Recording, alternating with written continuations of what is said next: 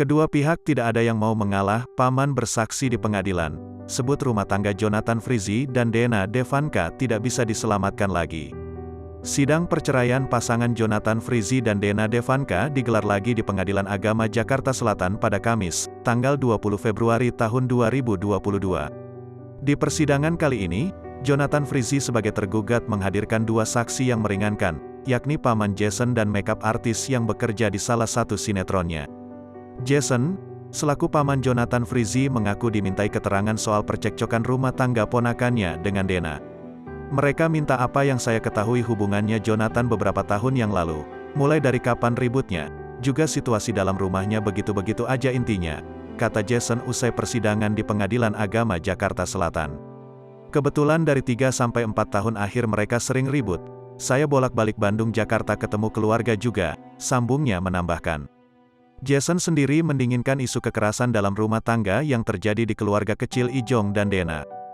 Begitu pula dengan orang ketiga yang menyeret nama Ririn Dwi Ariyanti. Jason memastikan kedekatan keduanya hanya sebatas profesional saja. Kalau ribut-ribut di rumah itu ya biasa, tapi KDRT saya yakin 100% tidak ada, tutur Jason menjelaskan. Ah, kalau orang ketiga, Jonathan namanya artis ya, kalau hubungan begitu bukan sama Ririn aja, ujarnya menegaskan. Walau menyampaikan bahwa isu KDRT dan orang ketiga tidak benar adanya, Jason sendiri berpendapat bahwa nasib rumah tangga Ijong dan Dena tidak bisa diselamatkan. Tapi memang menurut saya sudah susah untuk diselamatkan karena kedua belah pihak tidak ada yang mau mengalah, tidak mau merubah juga dan saya kasih tahu hakim memang sudah susah untuk diselamatkan, imbu Jason menyimpulkan.